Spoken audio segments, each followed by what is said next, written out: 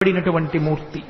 అటువంటి మహానుభావుడు ఏ చేతితో దశావతారాలలో ఉద్ధరించాడో ఆ స్వామి దర్శనమే దశావతార దర్శనము.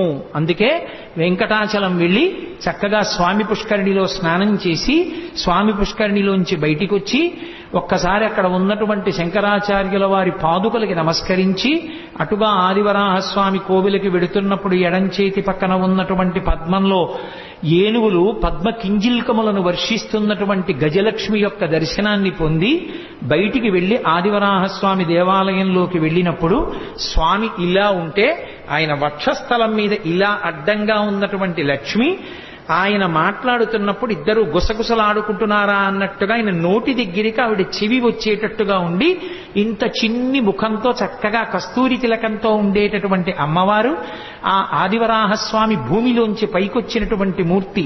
ఆ ఆదివరాహస్వామి దర్శనం